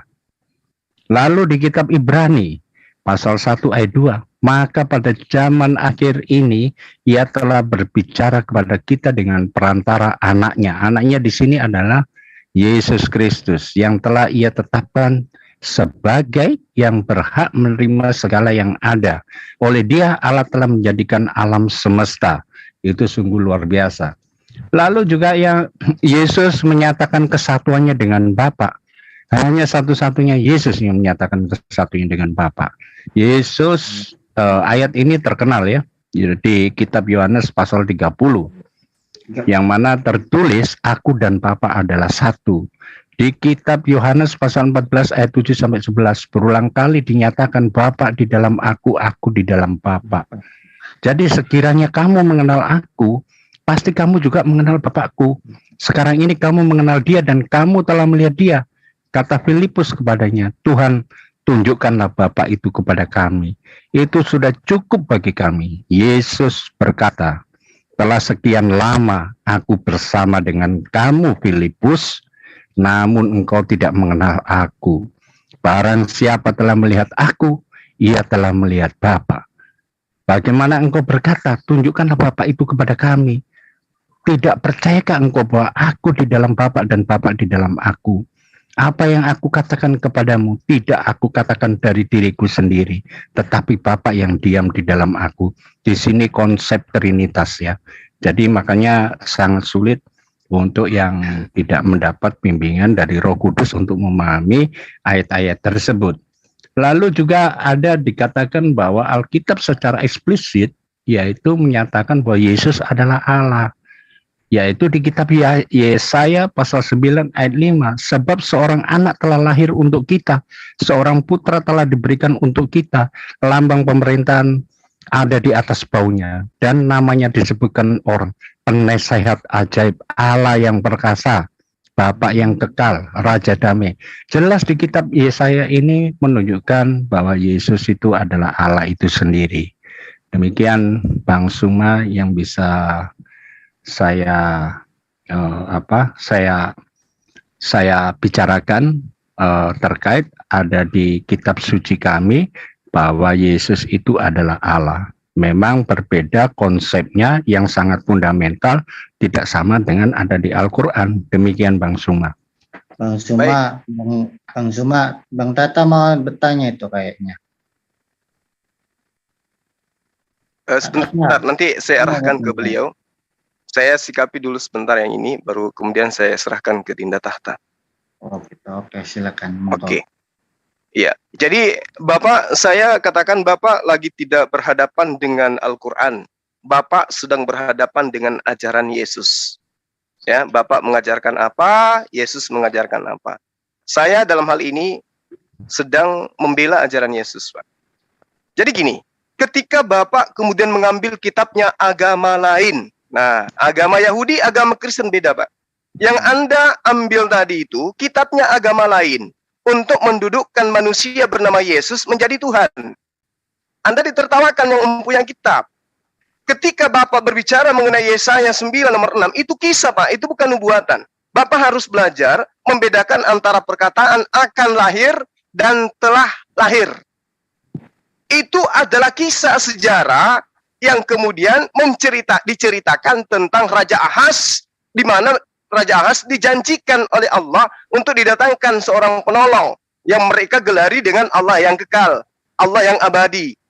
dan seterusnya, penasihat ajaib dan seterusnya. Itu bukan untuk Yesus, Pak. Yesus tidak pernah menjadi raja. Yesus tidak kekal, pernah mengalami kematian. Yang dikatakan kekal itu, Pak, yang dikatakan kekal, tidak pernah mengalami kematian, meski sedetik, apalagi 3 hari. Kekal itu adalah hidup terus-menerus. Yesus, enggak pernah dia terputus 3 hari. Lalu kemudian, oh kalau begitu, Hezkiel juga enggak cocok dong. Memang enggak cocok, itu hanya nama. Layaknya Yesaya, arti Yeremia, arti daripada Yosua, arti daripada Samuel, semua itu punya arti, punya nama-nama yang kemudian rujukannya adalah sifat daripada Tuhan. Bukan berarti yang empunya nama itulah seperti menjadi Tuhan itu sendiri. Itu satu. Kemudian ketika di awal tadi Bapak mengatakan, setan saja tahu bahwa Yesus itu adalah Allah itu sendiri. Kalau setan saja tahu, ya, lalu Islam tidak tahu kalau Yesus itu Tuhan, berarti Islam lebih, silakan Bapak jawab sendiri, kata Bapak. Artinya seakan-akan Bapak yang mengatakan, Islam lebih kesetanan daripada setan. Nah, itu yang ingin Bapak sampaikan. Tapi mohon maaf, justru saya katakan sebaliknya. Kalau kemudian Bapak mengaminkan, mengimani konsep setan yang mengatakan Yesus itu adalah Tuhan itu sendiri, maka Bapak adalah pengikut. Nah, silakan Bapak bicarakan sendiri itu. Kalau kemudian Bapak menyembah Yesus karena iblis Anda contohi, berarti Bapak adalah pengikut. Silakan diambil sendiri maknanya. Lalu kemudian, ketika sudah nyata bahwa Yesus itu adalah manusia, lalu kemudian ada setan, iblis, yang tugasnya memang untuk menyesatkan, memberikan pesan bahwa Yesus yang manusia itu adalah Tuhan, lalu Bapak aminkan, Bapak imani, maka data selanjutnya berkata begini, Yesus berkata kepada mereka, kepada siapa? Kepada setan-setan, pergilah. Lalu keluarlah mereka dan masuk ke dalam babi-babi itu, maka terjunlah seluruh kawanan babi itu dari tepi jurang ke dalam danau dan mati di dalam air. Pak, saya tidak ingin Bapak itu seperti nasibnya setan-setan ini, Pak. Diusir, mati, lompat ke jurang. Saya nggak mau, Pak. Jangan sampai jurang di sini sama dengan neraka. Kemudian, data yang sama tentang itu, Pak. Kalau Bapak membanggakan itu. Ada orang gila, Pak, kerasukan setan di dalam Markus 5, diceritakan di situ, satu perikop. Orang ini diikat lepas. Orang ini di pemakaman itu teriak-teriak siang dan malam. Tidak ada manusia yang mampu membuat dia itu diam, adem si orang gila ini. Orang yang kerasukan setan ini. Begitu melihat Yesus, Pak. Begitu melihat Yesus, orang yang kerasukan setan ini, tiba-tiba apa yang terjadi? Datang sujud menyembah kepada Yesus. Jadi orang yang kemudian mencontoh si setan, ya Bapak merasakan sendiri. Kenapa? Karena murid-muridnya Yesus tidak pernah melakukan hal yang sama dilakukan oleh setan. Gitu loh, Pak. Ending daripada itu semua adalah Yesus selalu mengusir. Hai kau roh jahat, keluar dari orang ini. Kemudian ia bertanya kepada orang itu, siapa namamu? Aku adalah Legion, karena kami banyak. Lalu Yesus memohon, ya, supaya iblis ini memohon supaya Yesus jangan mengusir roh jahat itu keluar dari daerah itu. Tapi apa yang terjadi? Yesus kemudian memerintahkan setan-setan atau roh-roh setan yang menyembahnya tadi untuk masuk ke dalam tubuh babi. Lalu babinya juga ikut tercebur ke dalam jurang, mati mengenaskan. Bayangkan, saking sadisnya itu yang dikatakan menyembah kepada Yesus, Pak. Ya, nyembah kepada Yesus, iblis yang masuk ke dalam roh manusia nyembah kepada Yesus. Manusianya juga mendapatkan celaka, Pak. Bahkan babi yang tidak ada dosa, tidak ada salah sama sekali, cuma numpang lewat. Begitu ada setan menyembah Yesus, setannya diusir masuk ke tubuh babi. Babinya pun hancur lebur dibunuh oleh Yesus. Bayangkan, saking tidak baiknya menyembah Yesus itu, Pak. Jadi kebalik, Bapak. Orang yang menyembah Yesus itu adalah mencontoh dari contoh buruk yang dipertontonkan oleh roh jahat, Pak. Roh jahat itu sama dengan setan. Karena itulah kemudian saya mengatakan, Yesus mengatakan kepada Bani Israel, waspadalah, akan ada yang menyesatkan kamu. Dan penyesat itu berasal dari tengah-tengah kita. Demikian. Ya, baik. Terima kasih ya. Jadi sebelumnya saya tidak pernah berkata bahwa Islam itu adalah setan. Itu pernyataan dari Bang Suma sendiri ya. Tapi saya tujukan secara personal.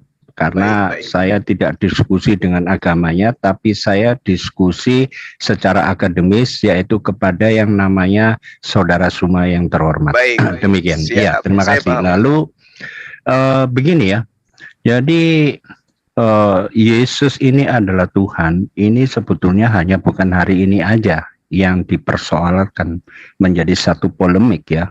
Sebetulnya ribuan tahun yang lalu itu sudah dipersoalkan, bahkan mulai dari abad yang ketiga, tahun 300 ya, itu sudah dipersoalkan, khususnya di daerah-daerah Timur Tengah sana. Karena apa? Karena manusia nggak mampu untuk menerjemahkan bahwa Yesus adalah Tuhan. Dan mereka lupa bahwa Yesus itu adalah Tuhan, dan Tuhan itu adalah yang maha kuasa. Dia mampu jadi apa saja yang dia kehendaki. Dia mau mampu jadi manusia juga bisa. Dia mampu jadi malaikat juga bisa. Namanya Sang Maha Pencipta. Kalau dia tidak bisa berubah wujud jadi manusia, nah itu bukan namanya yang maha kuasa. Karena Tuhan itu sendiri adalah Tuhan yang transenden, memiliki, melampaui segala akal pikiran manusia. Oleh sebab itu, untuk memahami bahwa konsep ketuhanan Yesus Kristus itu adalah sangat sulit. Jadi apa yang saya katakan tadi yaitu bahwa untuk memahami itu harus ada bimbingan daripada Roh Kudus. Tetapi setidak-tidaknya ada barometernya, yaitu di ayat-ayat. Misalnya Yesus itu adalah Tuhan, itu misalnya saya ambil di kitab Yohanes pasal 8 ayat 57 sampai Yohanes 8 ayat 57 sampai 58. Orang-orang berkata, kamu bahkan belum berumur 50 tahun. Bagaimana Anda dapat mengatakan bahwa Anda telah melihat Abraham? Yesus menjawab, aku berkata kepadamu yang sebenarnya, bahkan sebelum Abraham lahir, aku sudah ada. Itu artinya bahwa Yesus itu sudah ada sebelum Abraham lahir. Jadi siapa dia? Nah, makanya dia dilempar batu oleh para kaum Farisi atau Yahudi pada saat itu. Lalu ada juga tertulis di Yohanes pasal 8 ayat 22 sampai 24.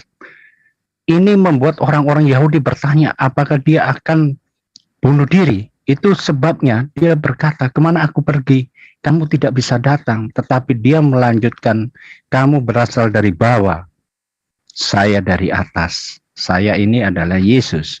Anda berasal dari dunia, saya bukan dari dunia. Aku berkata kepadamu bahwa kamu akan mati dalam dosa-dosamu jika Anda tidak percaya bahwa saya adalah Dia. Yang di sini dimaksud Dia adalah Tuhan. Anda memang akan mati dalam dosa-dosa Anda. Itu pernyataannya Yesus. Juga ada tertulis di Yohanes pasal 13 ayat 18 sampai 19. Lalu juga ada yang terkatakan, tertulis pertama dan terakhir, hanya ada satu Tuhan, yaitu di Yesaya 44 pasal 44 ayat 6.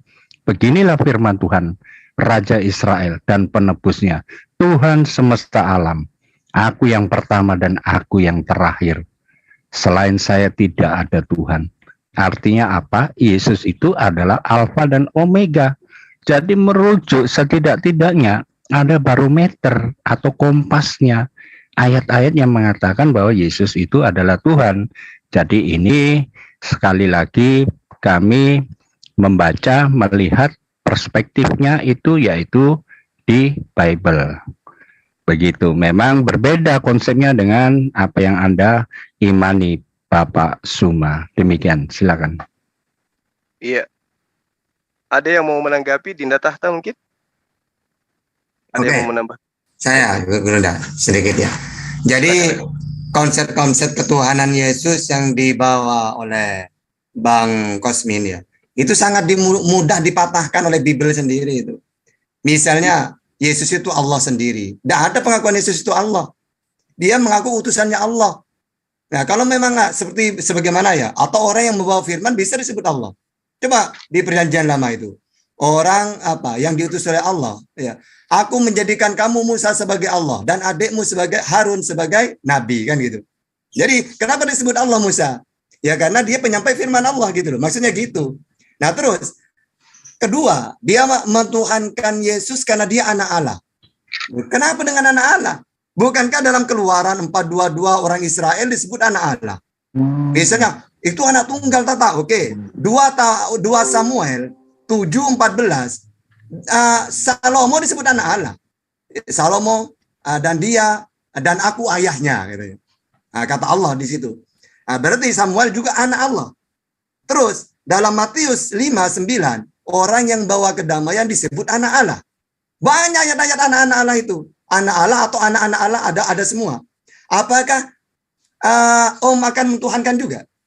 Ya, terus sifat keilahian, ya. Terus apa lagi tadi itu? Pekerjaan ilahi. Gak ada pekerjaan ilahi itu. Yang ada para nabi itu utusan diberi mujizat. Misalnya aneh, dia berbuat di luar. Makanya mujizat itu apa? Amrun khariqun lil adad. Sesuatu yang luar biasa yang diberikan kepada para nabi yang umumnya tidak bisa dilakukan manusia. Itu namanya mukjizat. Sehingga kalau ada manusia hebat, nabi hebat, seperti apapun kehebatannya, itu namanya mukjizat, pemberian dari Allah. Terus, aku dan Bapak satu. Oke, coba baca Yohanes 17, ya, 21 sampai 23, juga Yohanes 14:20. Gimana di situ keterangannya? Aku dan Bapak satu agar mereka jadi satu juga. Terus, aku, ya, Yohanes 14:20, pada waktu itulah kamu akan tahu bahwa aku di dalam Bapakku dan kamu di dalam aku dan aku di dalam kamu. Juga di dalam Yohanes 17-nya itu, agar mereka jadi satu sama seperti aku di dalam Bapa, Bapa di dalam aku. Gitu. Aku di dalam mereka, Bapa di dalam aku. Apakah mereka juga kamu tuhankan? Terus Yesus disembah. Oke, coba baca Samuel 1 Samuel 25. Ya. Ayat 2-3. Ketika kau turun dari kuda, orang-orang sujud dan menyembahnya. Apakah berarti dia Tuhan? Karena disembah. Ya. Jadi apa? Terus yang terakhir, setan. Ya, jangan dibuat pedoman setan itu. Karena kalau mau dibuat pedoman kayak itu, saya punya dalil juga. Berbila iblis, hanya Tuhan Allah lah yang kamu harus sembah. Ya, itu saja, pakai iblis saja. Kalau mau diperbandingkan, bahwa setan percaya kalau dia anak Allah, katanya. Ya, saya juga pakai aja apa? Ucapan iblis. Apa? Ketika Yesus memerintahkan iblis, hanya kepada Allah lah kamu menyembah. Jadi apa ya? Intinya ajaran Kristen ini kalau saya teliti ya, itu 100%. Maaf ya. 100% ini memang bukan ajaran samawi. Kalau ajaran samawi itu Yesus, Nabi Muhammad, terus Musa, itu menerima firman. Apa firman itu? Perkataan, ucapan. Misalnya saya karyawan, ya, karyawannya Bang Juma. Bang Juma ingin bicara kepada karyawannya melalui aku. Lalu apa yang Bang Juma sampaikan aku dengarkan. Lalu aku sampaikan nanti. Segala firman, ucapan yang Bang Juma sampaikan kepadaku telah aku sampaikan kepada karyawan itu. Itu. Karena saya juga karyawan tapi pemimpin gitu. Apa yang aku sampaikan sesuai apa yang aku dengar dari siapa? Dari Bang Juma. Jadi firman itu perkataan. Gitu ya. Bukan, tidak ada firman itu jadi manusia. Misalnya Allah mempunyai sifat di antaranya. Dia bisa bicara. Dia mendengar. Dia melihat. Itu sifat itu. Masa pendengarannya Allah jadi manusia? Saya berkata-kata. Ya. Woi, woi, woi. Lalu woi, woi itu firman itu jadi manusia. Gak ada seperti itu ya. Namanya firman itu disampaikan.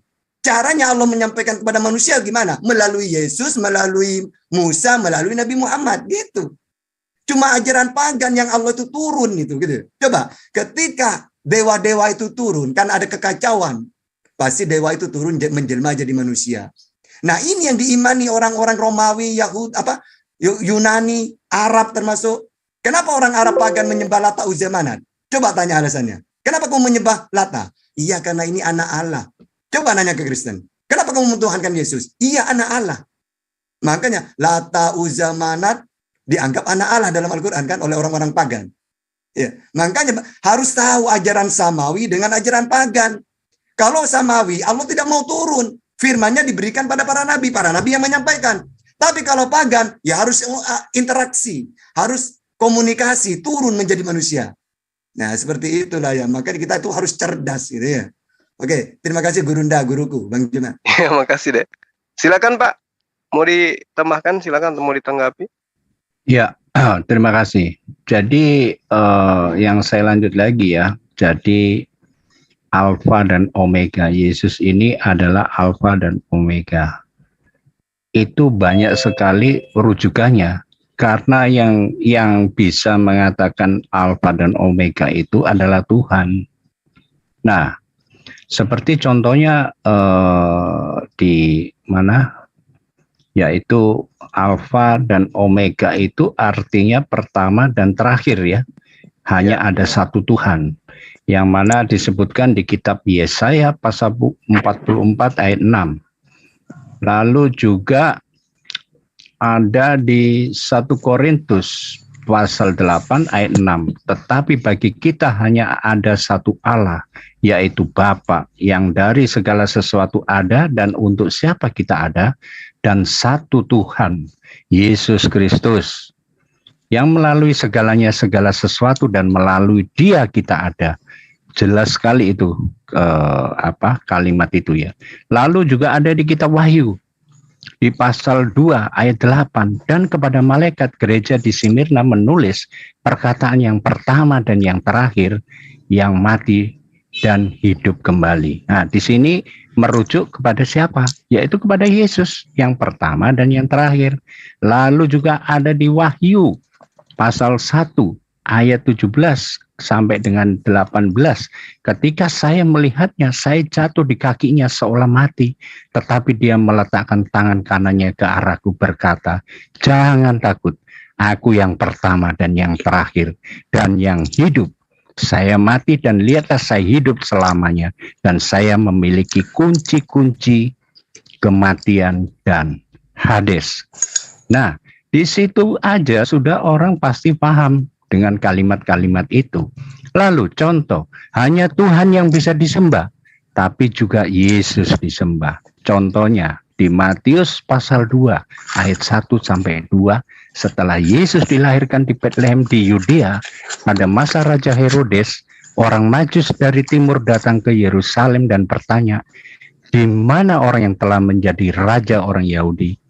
Kami melihat bintangnya ketika itu naik dan datang untuk menyembahnya. Bukan bersujud ya, menyembahnya. Menyembahnya itu artinya ya Yesus ini disembah, sama dengan Tuhan itu disembah. Lalu ada juga di Matius pasal 28 ayat 8 sampai 9. Lalu ada juga berdoa ya, berdoa. Jadi berdoa ini kisahnya di Para Rasul pasal 7 ayat 59 sampai 60. Dan ketika mereka melempari Stefanus dengan batu, dia berseru, Tuhan Yesus, terimalah rohku. Dan berlutut dia berseru dengan suara nyaring, Tuhan, jangan tahan terhadap dosa ini terhadap mereka. Dan ketika dia mengatakan ini, dia tertidur. Loh, ini sudah jelas ayat ini, semua yang saya katakan tadi, yang mana merujuk bahwa Yesus itu adalah Tuhan. Hanya memang tidak sama ya apa yang saya katakan tadi. Memang Yesus Kristus mulai ribuan tahun yang lalu sudah dijadikan polemik. Karena mereka tidak mendapat urapan daripada Roh Kudus. Itu yang pertama. Lalu yang kedua, untuk memahami Allah Sang Maha Pencipta, kita sebagai manusia yang serba terbatas ini, itu sangat sulit. Oleh sebab itu, menurut iman kami, yaitu melalui barometernya yang ada di Alkitab. Karena Alkitab jelas-jelas mengatakan hal-hal seperti itu. Alfa dan Omega aja, itu pasti orang sudah tahu. Yang awal dan yang terakhir. Tidak ada itu. Kecuali hanya Tuhan sendiri yang memiliki sifat ilahi seperti itu. Jadi yang dikatakan oleh Bapak Tata, itu semuanya sebetulnya tidak benar, karena mengambil cuplikan ayat-ayat yang mana mengatakan bahwa Yesus itu sebagai manusia. Tetapi saya perlu wajib saya luruskan berdasarkan iman kami, yang mana ada ayat-ayat bahwa Yesus itu adalah Tuhan. Demikian yang bisa saya sampaikan kepada Bapak Suma. Baik, saya tanggapi sedikit ya. Jadi ketika Bapak di awal mengatakan Abraham ada sebelum aku ada, ini Yesus maksudnya apa? Maksudnya Yesus itu Tuhan gitu. Kalau betul Ya, Yesus, pasti. ya. Nah sekarang kalau saya tanya Bapak, dari mana Yesus tahu Pak kalau dia itu ada sebelum Abraham ada? Ya, tadi itu kan yang bahwa dia itu adalah Alfa dan Omega, ya toh. Jadi dia adalah yang pertama dan yang terakhir. Banyak itu saya sebutkan. Kalau saya Ya, ulang semua, ya mungkin butuh waktu lagi ya, gitu. Oke. Jadi kalau misalnya Yesus mengatakan aku ada sebelum Abraham ada karena dia adalah Alfa dan Omega. Terus kenapa Yesus tidak tahu hari kiamat, Pak? Nah, ini pertanyaan yang sangat bagus, simpel dan sederhana, tetapi membutuhkan jawaban yang sangat kompleks ya, lengkap. Jadi begini, saya beranalogi bahwa kita ini sebagai manusia, kalau andai kata tahu hari akhir zaman atau kiamat tadi yang dikatakan Bapak Suma, kita akan tiap hari tidak akan ada ketenangan. Sebetulnya Yesus itu tahu karena Yesus itu adalah Tuhan dan dia tahu melihat kemampuan daripada manusia itu sendiri karena manusia itu apabila kena sesuatu hal yang dikatakan secara pasti dan akurat maka mentalnya manusia pasti akan jatuh. Dia akan penuh dengan rasa kekhawatiran dan Pak. dia akan goyah sekali imannya. Demikian. Pak, ya, jadi Bapak itu makanya aku bilang dari tadi, Bapak ini seharusnya mengganti kedudukan Yesus. Karena Yesus itu tidak berkata-kata dari dirinya sendiri, tapi Bapak justru tahu tentang apa yang kemudian Yesus tidak tahu gitu loh. Yesus dengan mulutnya sendiri mengaku dia tidak tahu hari kiamat. Tapi Bapak mengatakan Yesus tahu. Nah sekarang yang mana yang harus jadi Tuhan ini? Bapak atau Yesus? Ya itu nggak usah dijawab, itu hanya guyon saja untuk sekedar menerapi otak gitu supaya kita bisa berfungsi. Nah sekarang gini Pak, kalau saya mengaku akulah Alfa dan Omega, kira-kira Bapak percaya enggak bahwa aku adalah Tuhan? Baik, itu semua sebetulnya kita menyebut Yesus itu sebagai Tuhan juga tidak sembarangan asal kita menyebut dia sebagai Tuhan. Tentunya kembali lagi kami pasti merujuk kepada ayat-ayat apa yang ada tertulis di Bible. Dan juga pola berpikirnya, pola perilakunya. Itu semua Yesus tidak pernah berbuat dosa, makanya itu dia juga dikatakan sebagai konsep penebusan dosa. Oke, baik Pak. Ini pertanyaan saya simpel, tolong dijawab simpel. Kalau saya ngaku akulah Alfa dan Omega, Bapak mau nggak nyembah saya, Pak?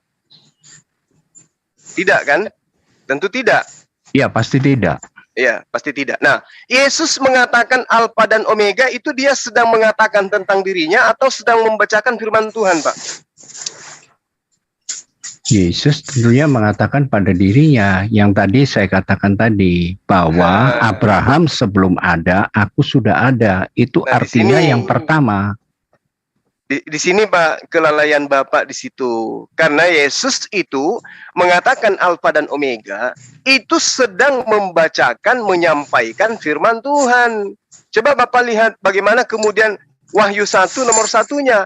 Inilah wahyu Yesus Kristus yang diberikan Tuhan kepadanya. Berarti Yesus diberikan wahyu untuk disampaikan kepada manusia. Lalu kemudian Yesus mengatakan, aku tidak berkata-kata dari diriku sendiri.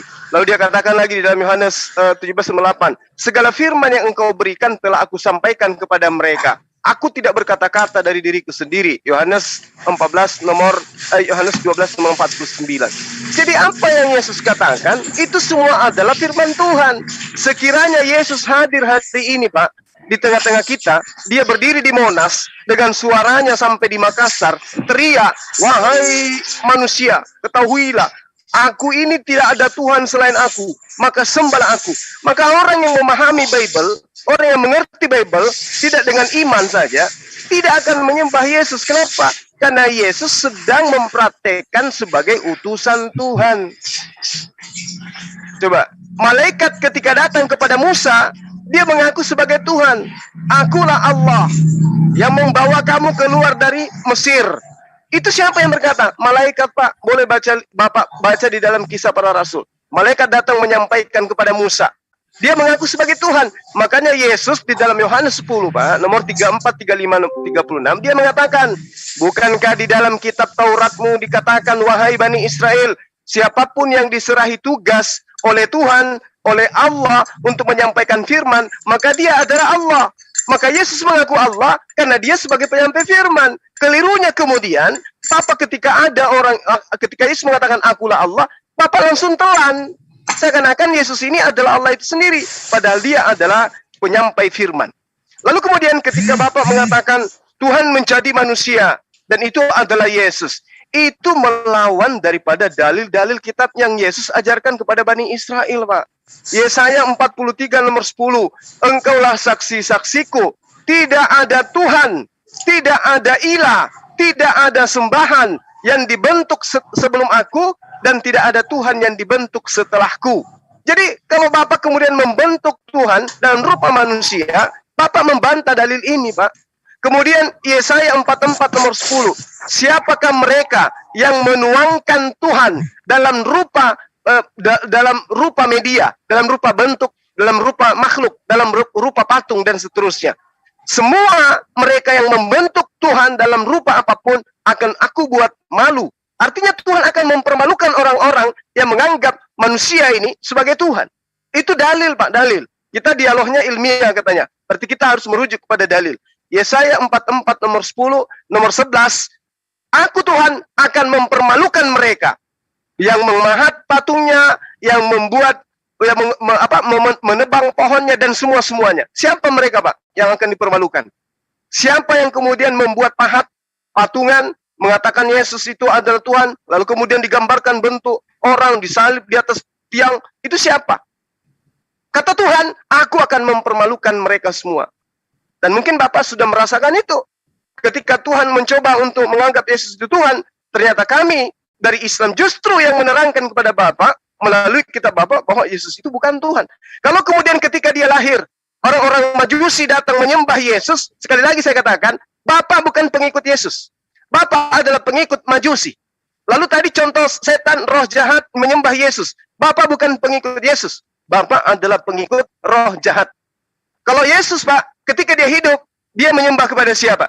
Menyembah hanya kepada Allah. Yang di atas, Pak, yang di atas, yang maha tinggi, yang maha suci, subhanahu wa ta'ala. Itu sembahannya Yesus. Yesus menyembah. Makanya Yesus mengatakan, hidup kekal itu adalah mereka Bani Israel mengenal engkau satu-satunya Allah yang benar, dan mengenal Yesus Kristus yang engkau utus. Yesus harus dikenal sebagai utusan Tuhan. Lebih daripada itu, sesat.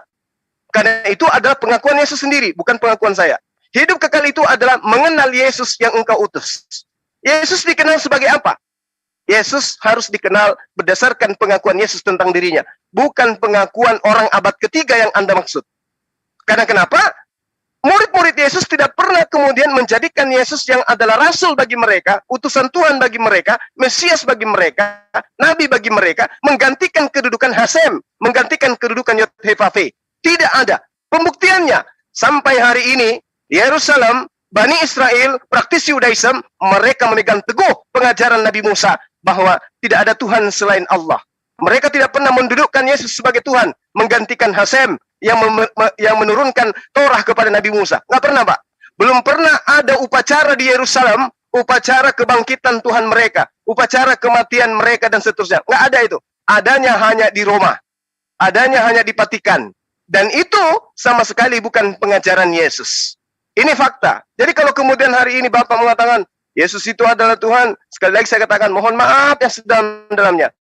Bapak lebih hebat daripada Yesus. Karena Bapak berkata-kata melampaui kapasitas Yesus. Yesus, aku tidak berkata-kata selain daripada apa yang engkau perintahkan Tuhan. Sama seperti ketika Yesus diinterogasi oleh Allah di dalam Al-Quran 1400 tahun silam dikabarkan. Wa isqalallahu ya Isa bin Maryam a anta qulta linnas attakhizuni wa ummi ilahaini min dunillah. Wahai Yesus, wahai Isa, adakah engkau mengajarkan kepada Bani Israel, kepada mereka, sembahlah aku selain daripada Allah?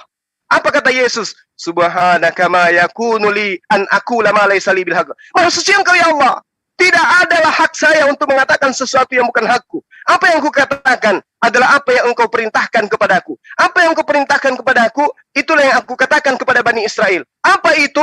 Ani abudullah, ya, Rabbi wa Rabbakum. Sembahlah Allah, Tuhan, Tuhanku dan Tuhanmu. Dikatakan, makul lahum illa ma amartani bi ani abudullah Rabbi wa Rabbakum wa kuntu alaihim syahida.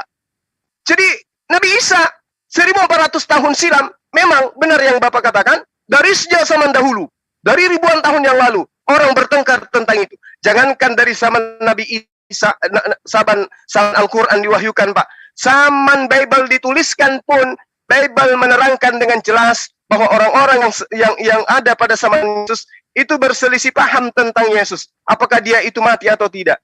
Bapak boleh baca di dalam Yesaya, di dalam Kisah Para Rasul 25 nomor 19. Paulus mengatakan Yesus masih hidup, sementara orang-orang Yahudi mengatakan Yesus itu telah mati. Itu pertentangan, Pak. Makanya Al-Quran kemudian datang meluruskan itu. Ya, sekali lagi, mohon maaf Bapak, kalau Bapak mengatakan Yesus itu tahu hari kiamat, tetapi dia tidak mau mengatakan itu, sangat saya disayangkan karena kitab Bapak sendiri yang menerangkan bahwa Yesus itu tidak tahu hari kiamat berdasarkan pernyataannya di dalam Markus 13 bahwa tidak ada satupun yang tahu tentang hari kiamat, anak pun tidak tahu termasuk Yesus. Tapi kalau kemudian hari ini Bapak mengatakan Yesus tahu hari kiamat, saya tidak tahu Bapak dapat ilmunya dari mana. Demikian, silakan yang lain.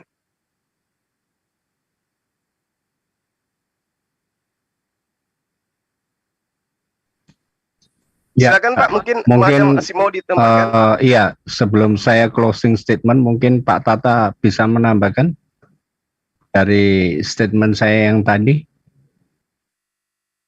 Ya, Dinda Tahta masih monitor. Dinda Tahta. Ya, lanjut aja lah Bang. Iya.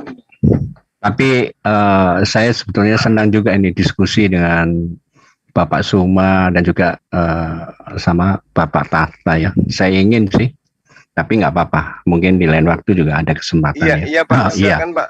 Sering-sering aja ke sini. Cuman saya jangan kira Bapak saya marah. Saya memang kayak begitu Pak. Maklumlah orang Makassar kalau ngomong. Memang nggak apa-apa Pak. Tapi muatannya nggak apa-apa. Ya, memang ini tujuan untuk mengedukasi ya. Yang di luar sana, netizen ya, nggak apa-apa. Iya, baik, Pak, baik. Ya, terima kasih. Iya, tapi dari dari statementnya Bapak Suma tadi, ya mohon maaf ya, Bapak Suma sudah menyamakan dirinya setara dengan Tuhan. Kalau saya mandang sudut perspektif daripada Alkitab, karena apa? Dari saya merujuk ayat yang masalah Trinitas ya. Trinitas memang tidak ada istilah itu di Bible, tetapi ada kalimat yang merujuk bahwa itu adalah Trinitas atau Tritunggal, yang mana di kitab Matius ini jelas-jelas sangat jelas, yaitu di Matius pasal 28 ayat 19. Karena itu pergilah, jadikanlah semua bangsa murid, baptislah mereka dalam nama Bapa dan Yesus dan Roh Kudus. Artinya mereka ini, tiga oknum ini setara. Jadi tidak ada yang lebih tinggi dan tidak ada yang lebih rendah. Itulah yang disebut Tritunggal. Tiga hakikatnya satu Tuhan. Lalu yang kedua, yaitu di 2 Korintus pasal 13 ayat 14 yang tertulis, kasih karunia Tuhan Yesus Kristus dan kasih Allah dan persekutuan Roh Kudus menyertai kamu sekalian. Itu juga setara. Jadi tidak ada yang lebih rendah dan tidak ada yang lebih tinggi. Contohnya, saya masuk di dalam contohnya, yaitu di kitab Yohanes pasal 20 ayat 27 sampai dengan 28. Lalu ia berkata kepada Thomas, letakkan jarimu di sini, lihat tanganku, raih tangan Anda dan letakkan di sisi saya. Berhentilah ragu dan percayalah. Si Thomas ini berkata kepadanya, Tuhanku dan Allahku. Dia jelas-jelas menyebut Tuhanku dan Allahku. Lalu juga contohnya lagi, satu lagi, yaitu di 2 Petrus pasal 1 ayat 1, yaitu di Simon Peter ya, seorang hamba dan rasul Yesus Kristus, kepada mereka yang telah memiliki iman yang setara dengan kita oleh kebenaran Allah kita dan juru selamat Yesus Kristus. Di sini konteks kalimat itu sudah sangat jelas merujuk bahwa Yesus itu adalah Tuhan. Dan memang sangat sulit untuk memahami karena Allah itu adalah Allah transenden, yaitu melampaui segala akal pikiran manusia, yang mana ingin mencoba membelah kepada Sang Maha Kuasa. Sedangkan kita ini adalah sebagai makhluk ciptaan yang mana saya ibaratkan seperti setetes air yang dituangkan di dalam lautan samudra. Jadi banyak hal-hal yang tidak akan kita ketahui dan di luar nalar akal pikiran manusia, bahwa Yang Maha Kuasa sanggup merubah apapun yang Dia inginkan. Dia mau jadi apa ataupun Dia ingin berubah wujud seperti apa, itu adalah hak prerogatif kepada Tuhan yang Maha Kuasa, yang Maha Sempurna. Demikian, terima kasih atas waktunya yang telah diberikan kepada saya ucapkan, dan saya juga mohon maaf kepada Bang Suma khususnya karena saya tidak nyinggung sama sekali terkait masalah di Al-Quran ya. Ini khusus untuk pembahasan di Alkitab. Terima kasih Bang Suma. Baik. Terima kasih Bapak, saya minta kiranya Bapak ini sering-sering ke sini. Karena saya menilai, saya ini udah lama berdialog dengan Kristen. Saya menilai Bapak itu memiliki banyak ilmu. Bapak pendalaman Bible-nya juga bagus. Mungkin dengan Bapak sering ke sini berdialog dengan kita yang ada di sini, itu bisa memberikan edukasi terhadap teman-teman di luar sana, Islam, Kristen. Namun paling bagusnya kemudian ketika Bapak itu memiliki channel, biar Bapak bisa juga menyampaikan berita Injil kepada teman-teman Kristen. Agar hasil dialog kita itu bisa disimak dari pihak Kristen dan juga pihak Muslim, bukan cuma dari pihak Muslim, Pak. Saya melihat bahwa Bapak ini punya pembendaharaan ilmu yang luar biasa. Bapak punya talenta untuk menjadi penginjil yang hebat, dikarenakan cara Bapak memaparkan itu juga bagus. Saya kira begitu Pak. Permohonan saya kiranya Bapak bisa sering-sering muncul bergabung dengan kita yang ada di sini. Iya. Daripada Pak Kosmin. Ya. Pak Kosmin bisa catat aja nomor saya 08178. Oh, sudah ada nomornya Bang Farhan, ada, terus nomornya Bapak siapa? Polres ya, itu ada juga. Pak Sion. Iya. Iya, saya juga mengucapkan iya ada. Jadi terima kasih kepada Bapak Suma yang terhormat. Anda juga seorang apologetika dari Muslim Islam yang luar biasa, dan Anda saya acungkan jempol, dan Anda juga semoga kita memberikan edukasi kepada khususnya kepada orang-orang Islam yang di luar sana.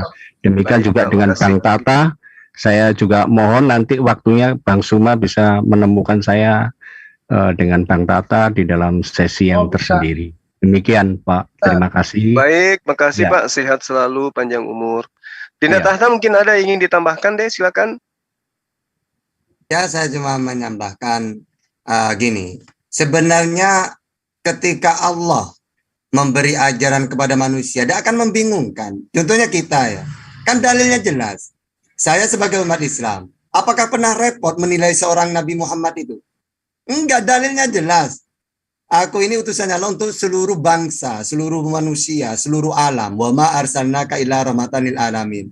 Jadi aku ini utusan dan juga nabi. Maka ana Muhammadun aba mirjalikum min ahadin mirjalikum walakin Rasulullah wa khataman nabiyyin. Kan jelas. Jadi Nabi Muhammad itu utusan Allah, nabi, penyampai firman, wa ma yantiqu anil hawa, menyampaikan firman gitu. Nah, begitu juga. Andai kan saya di zamannya Yesus, dia akan repot menilai Yesus itu. Dalilnya kan jelas. Utusan Allah untuk Israel, seorang nabi, penyampai firman, mengenalkan Tuhan yang benar, yaitu Allah. Jadi kalau Bang Kosmin mengatakan, jadi orang tidak mampu menilai Yesus itu siapa? Loh, kok bisa gitu loh ya? Padahal kita itu mudah banget kok siapa itu Yesus, dengan dalil ini. Gitu. Tapi karena tercampur oleh ajaran-ajaran yang mana Tuhan itu harus turun jadi manusia, yang mana ini ada di ajaran di luar samawi, nah ini yang membuat kita repot. Coba buang dulu ajaran pagan, maksudnya bukan pagan ya, ajaran di luar samawi. Yang mana dewa-dewa bisa turun, dilahirkan, nanti bisa menang kalau perang atau menyelamatkan kaumnya. Coba buang dulu itu. Kita pakai ajaran kitab suci. Misalnya Taurat atau firman-firman yang Yesus terima dari Tuhannya, pengakuan Yesus siapa dirinya, apa tugas saya. Coba, Tuhan yang benar menurut saya ini siapa? Coba, semua kutip itu yakini itu. Buang dulu ajaran kelebihan. Karena gini, orang dulu itu tidak mengenal Tuhan kan. Karena saat itu Allah hanya mengutus nabi-nabi untuk Israel. Makanya Israel disebut anak Allah karena umat pilihan. Di luar Israel mereka itu apa? Yang penting ada orang hebat, oh ini dewa ini, jadi manusia ini. Makanya termasuk Alexander itu, kalau dalam sejarah, ya dikatakan anak Zeus atau apa gitu ya. Pokok putra dewa apa gitu. Karena hebat dia. Jadi orang dulu itu tidak mengenal Tuhan, sehingga kalau ada manusia yang hebat, itu mempunyai sifat keilahian gitu. Nah kalau kita umat Islam enggak, kalau Nabi hebat, ya namanya Nabi, diberi mujizat, ya kalau dia membelah bulan, membelah laut, menghidupkan orang mati, tidak masalah. Gitu. Jangan sampai, oh punya sifat keilahian, jangan gitu. Itu namanya mujizat, kelebihan, sebagai bukti bahwa dia utusannya Allah.